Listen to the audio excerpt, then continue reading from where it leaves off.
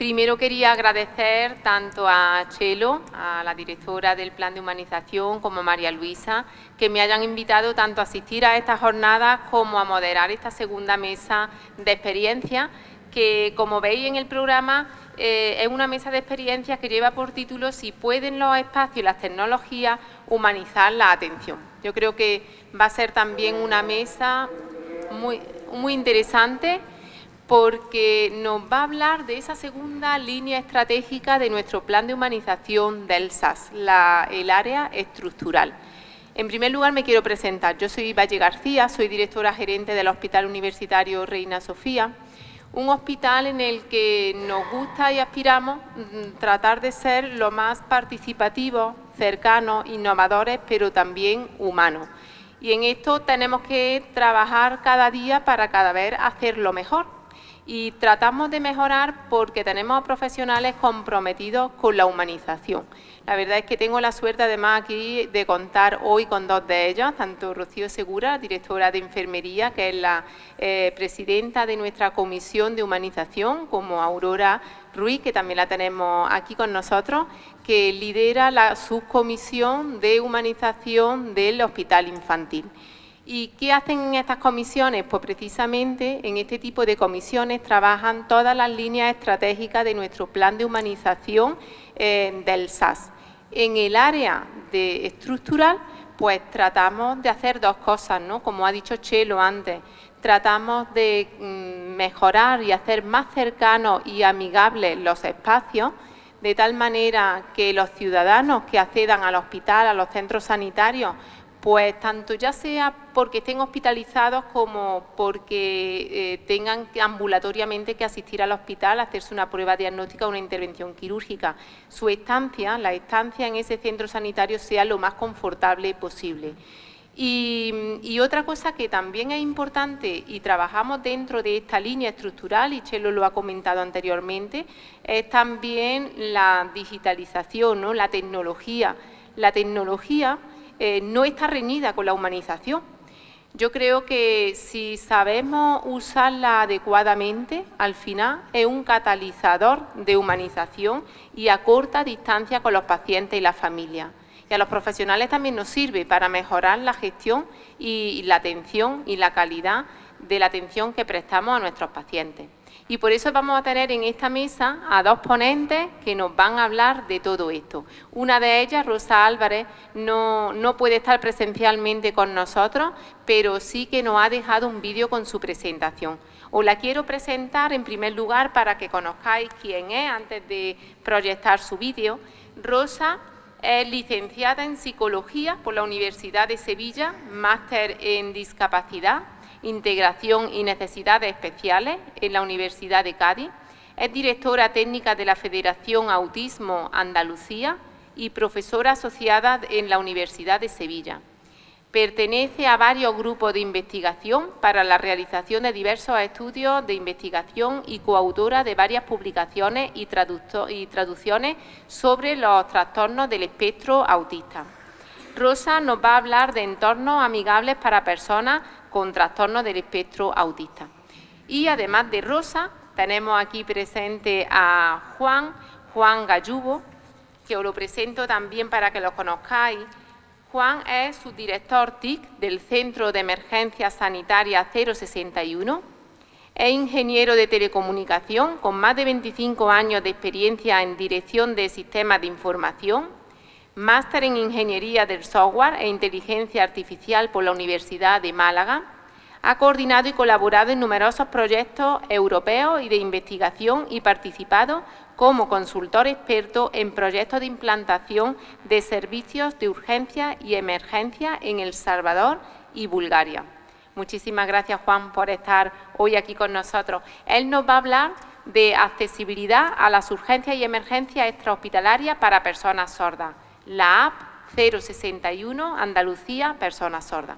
Así que con ambos vamos a aprender, ¿no? Y nos van a enseñar cómo precisamente la arquitectura, el hacer entornos más amigables y cercanos a los ciudadanos y la tecnología no están para nada reñidos con la humanización. Al revés, ¿no? Nos hacen mucho más cercanos a ellos.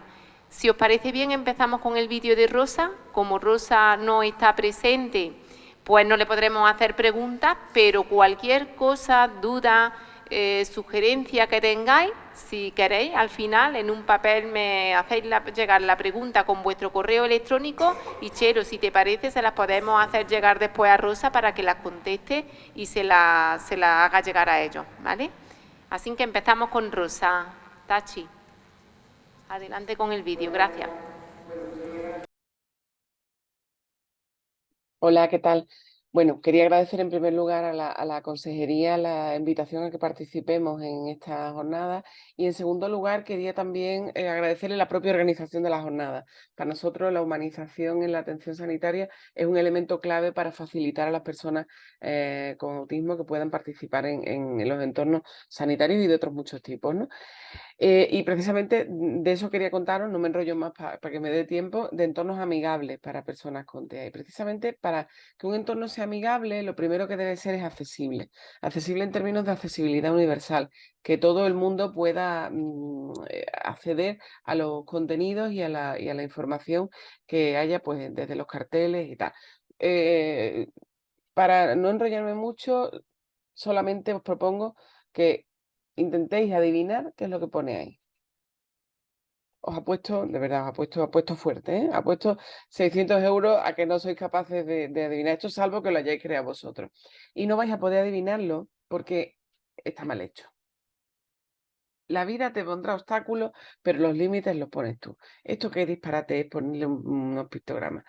No tiene ningún tipo de sentido traducir cada palabra con un dibujito, porque la frase en sí es incomprensible para personas que tienen dificultades a nivel cognitivo, como es el caso de los chicos o chicas, o hombres o mujeres con autismo, que necesitan una ayuda a la comunicación. Así que ya tenemos la primera clave. No vale cualquier dibujito. No vale cualquier dibujito y además hay que usarlo con sentido. ¿Para qué tengo que poner un pictograma de frutería encima de la frutería cuando es obvio que está ahí la frutería? ¿Qué quieres más concreto que la propia fruta puesta para vender?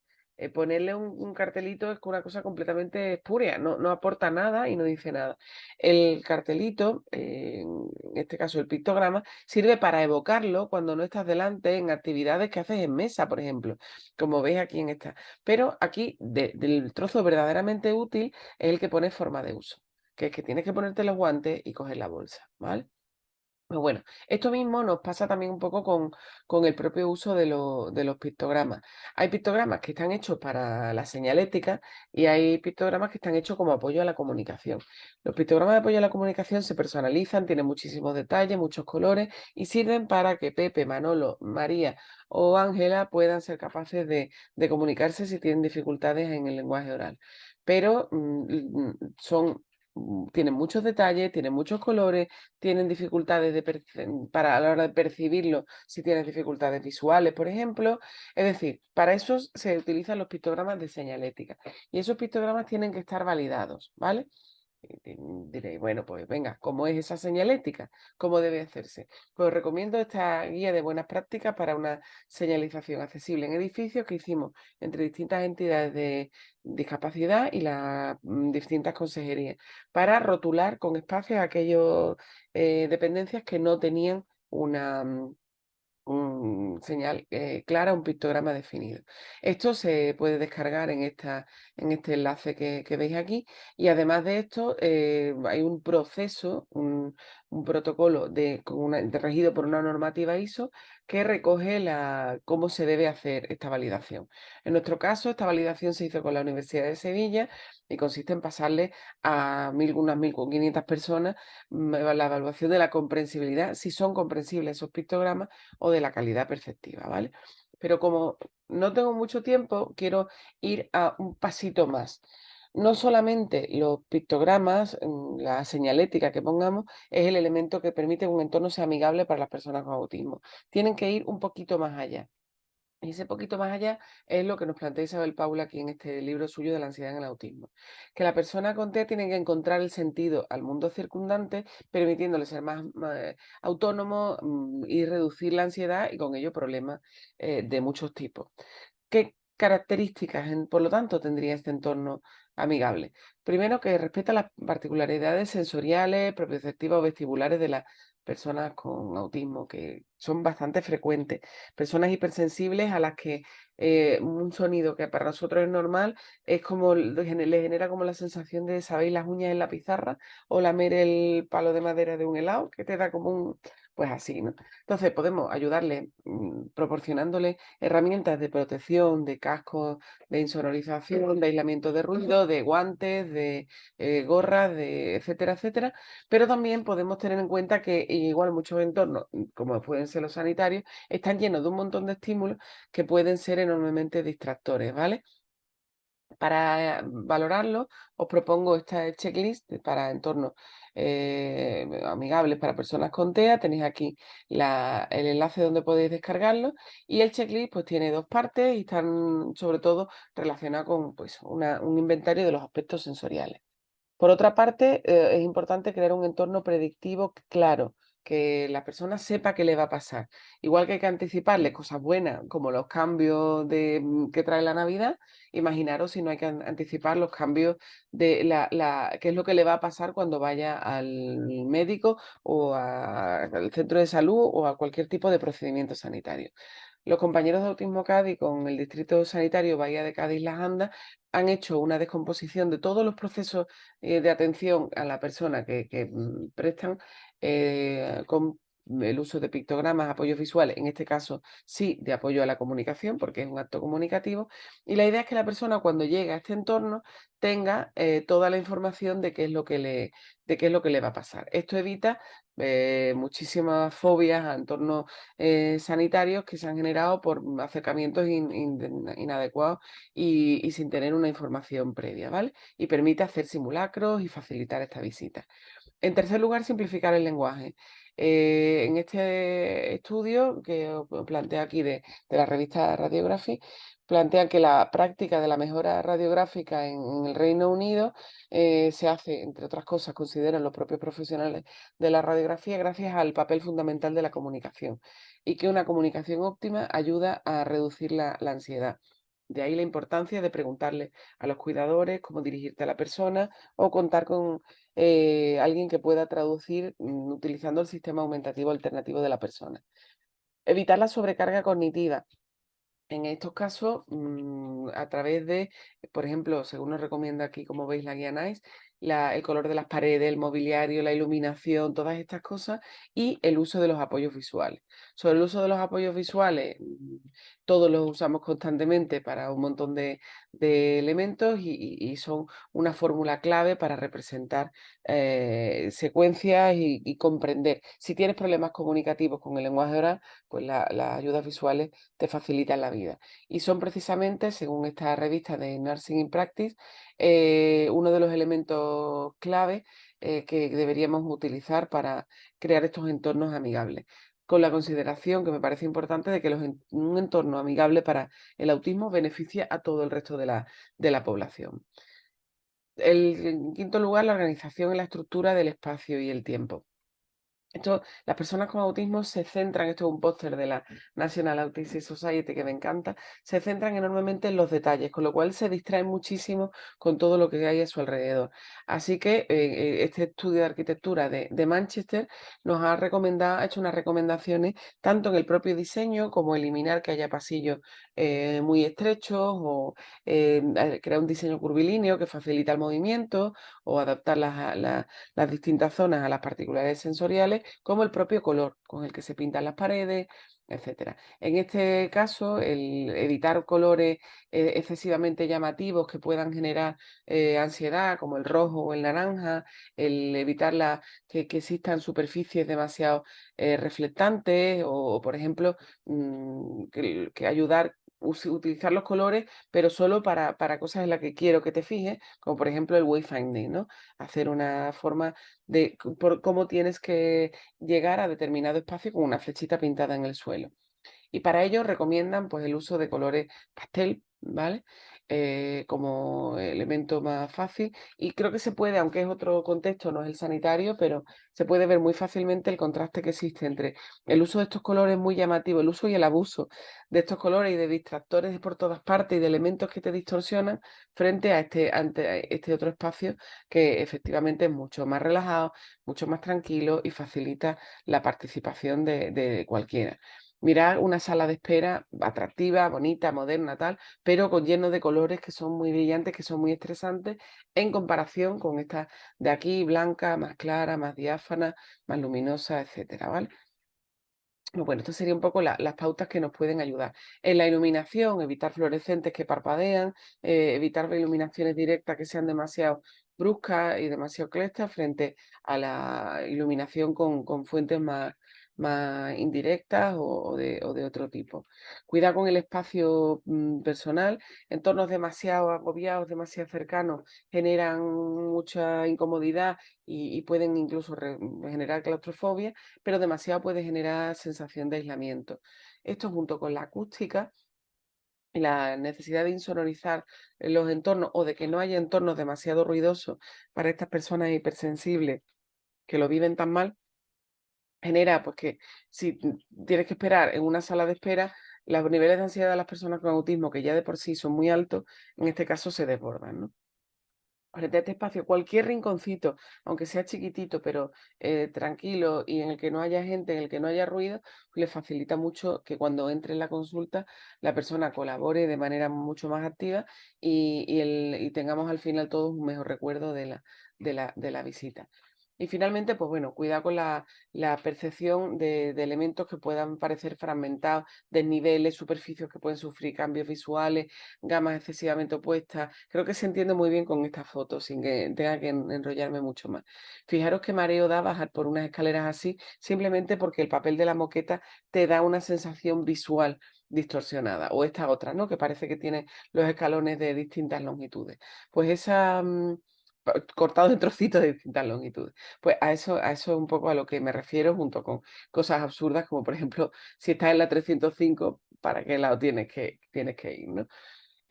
Finalmente, simplemente por reflexionar, no hace falta buscar materiales nuevos, exóticos, ni nada muy diferente, sino simplemente con lo que tenemos, pensar en las distintas necesidades de la persona y así le facilitamos un poco la vida. Os dejo un artículo que, con recomendaciones genéricas para hacer la práctica amigable con las personas con autismo, que hablan del entorno, de la concienciación, de la comunicación, etcétera, y os dejo los protocolos en sus distintas versiones que hemos hecho con la Consejería de Salud desde la Federación, un grupo de profesionales, y además hay una campaña para difundirla que da pautas sencillas en vídeo, lo podéis ver en nuestras redes sociales. Así que muchísimas gracias y espero que haya sido de utilidad y no haber ido excesivamente rápido. Muchas gracias.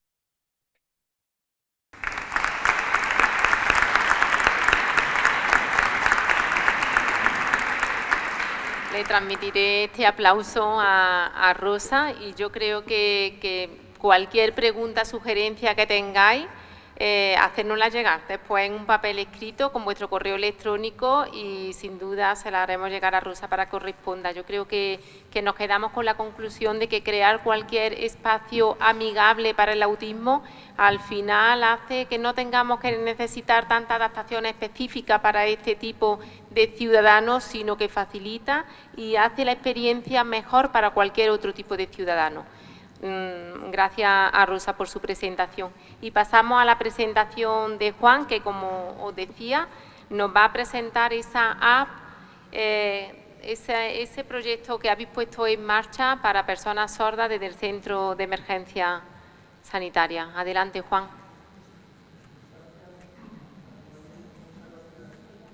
Aquí, ahora. Muchas gracias. Gracias, Charo, María Luisa y a toda la organización por la oportunidad de poder mostrar este, iba a decir proyecto, no es proyecto, puesto que ya es una realidad, ¿no?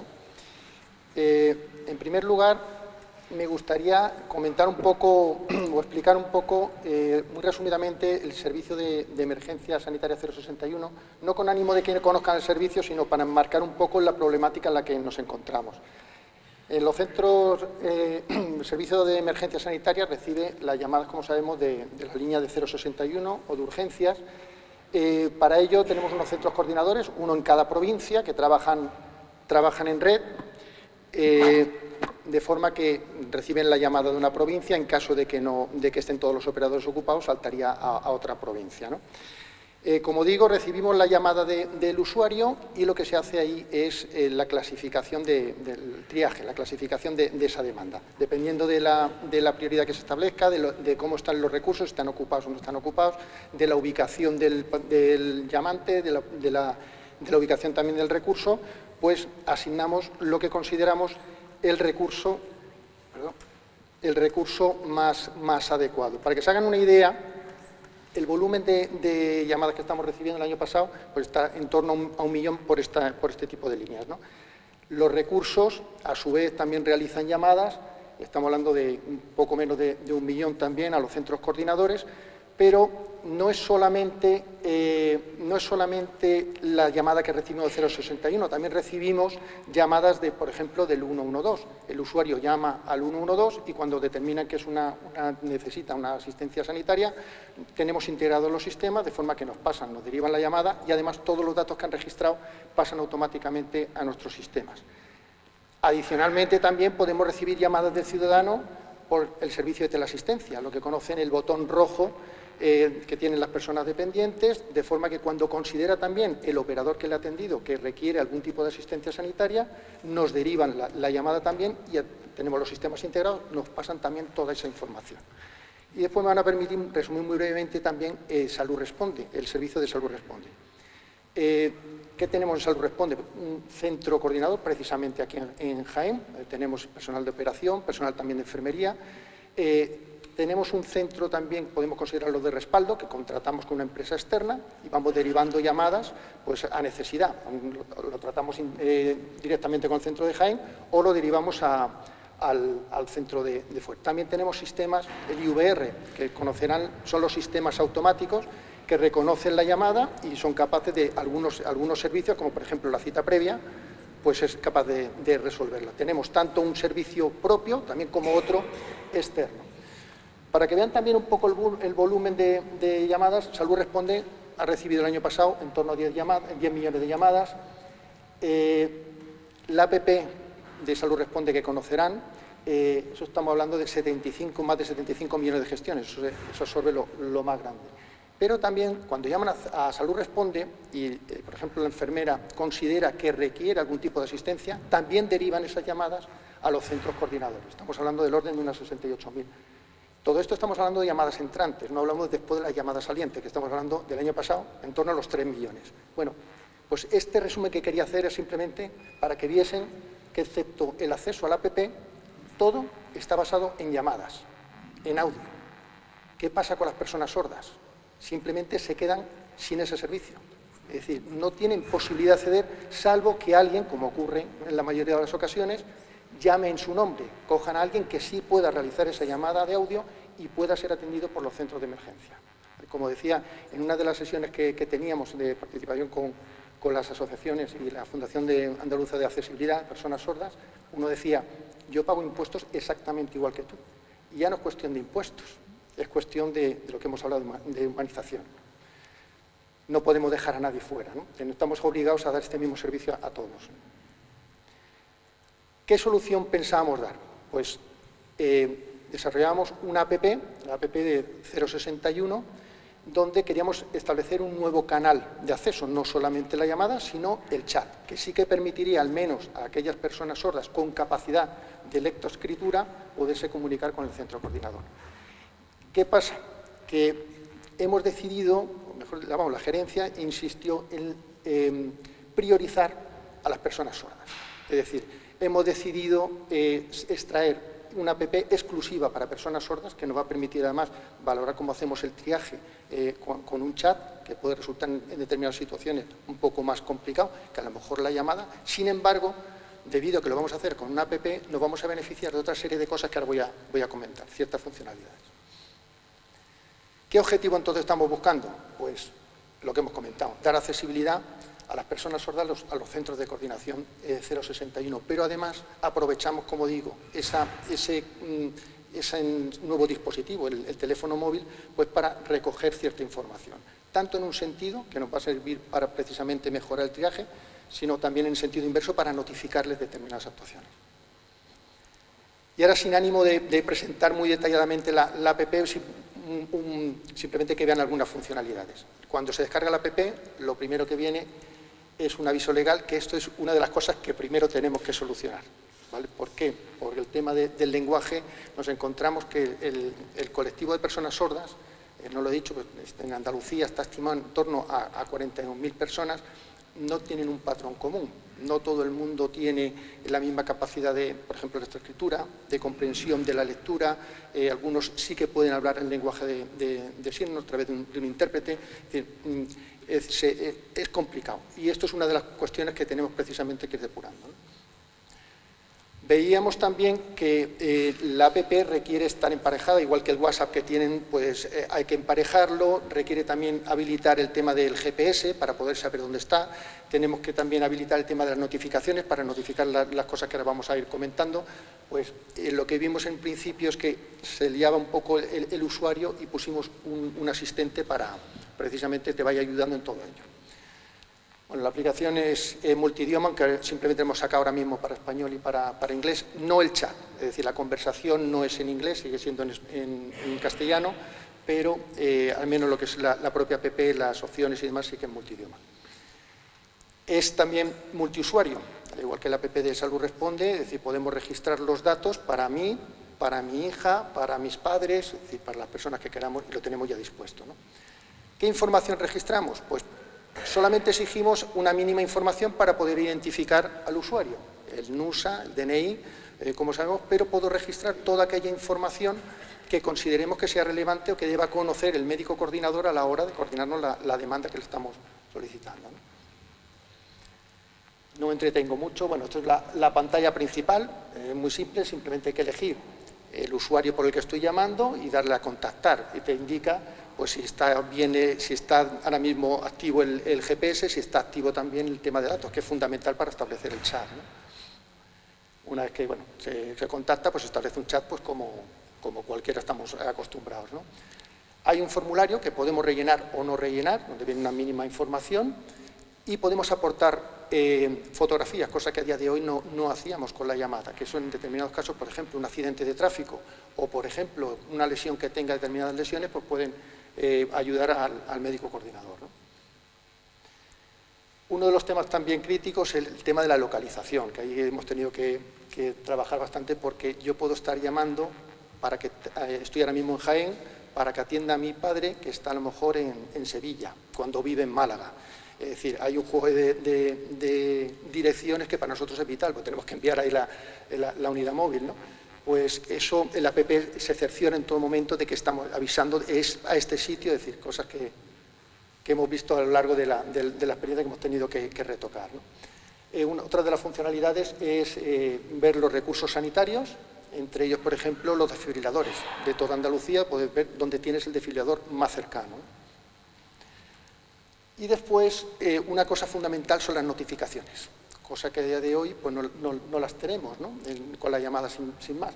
¿Qué es lo que estamos notificando? Una vez que se asigna el recurso, sabemos dónde tenemos la unidad móvil, sabemos dónde está el paciente y se estima el tiempo de llegada. Se le hace una notificación, se ha asignado ya el recurso sanitario y se estima que llegue en 9 minutos, 10 minutos, lo que se estime de llegada. Pero además, el usuario va a poder ver en tiempo real por dónde va la unidad móvil, con lo cual ya se hace también una idea de dónde está llegando, ¿no?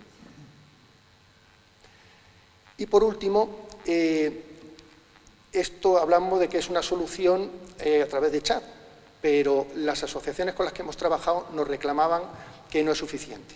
Es decir, como decía, no hay un patrón común para el colectivo de personas sordas, y hay personas que no tienen capacidad de lectoescritura. Para eso estamos ya trabajando en una segunda fase en la cual pretendemos establecer videoconferencia a 3 bandas, es decir, habría una comunicación entre el usuario con el centro coordinador, con la propia EPP, es decir, seguiríamos extrayendo de forma automática toda esa información, le notificaríamos toda esa información también de forma automática, pero establece el paciente establecería o el llamante una comunicación con un intérprete de lenguaje de signos, ¿vale? Y ese intérprete de lenguaje de signos, a través ya de voz, sí que se comunica con el centro coordinador, ¿vale?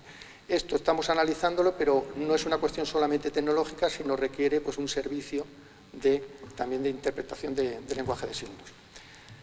Y por mi parte nada más, simplemente agradecer la atención y agradecer también muy especialmente a las asociaciones que han participado en el pilotaje para ir depurando la aplicación. La Fundación Andaluza de Personas Sordas, de Accesibilidad y Personas Sordas, y la Asociación Provincial de Personas Sordas de Córdoba. Muchas gracias.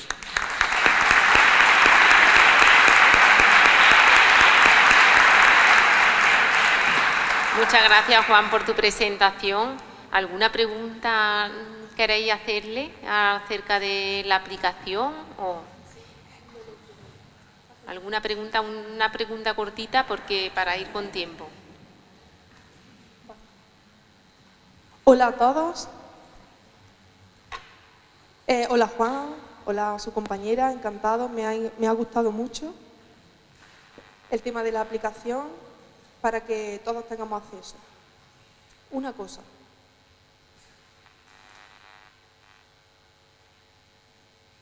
Es importante que en los centros de salud, en los hospitales, haya intérpretes de lengua de signos.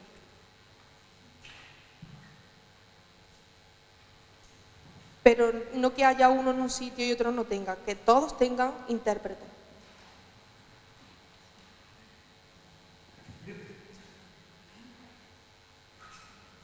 Voy a repetir. Es importante que los centros sanitarios tengan dos tipos de accesibilidad.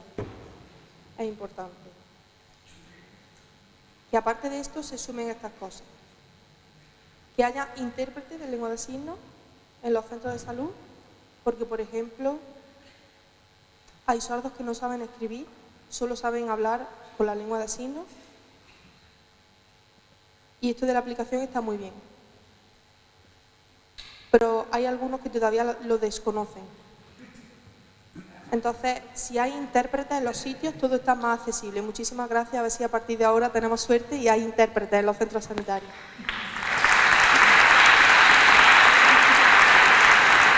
Muchas gracias. Yo creo que todas las opiniones son importantes y se toma nota. Un avance con esto y ya irán viniendo más cosas seguro. Que muchas gracias por vuestra atención y seguimos con la siguiente mesa de experiencia. Gracias.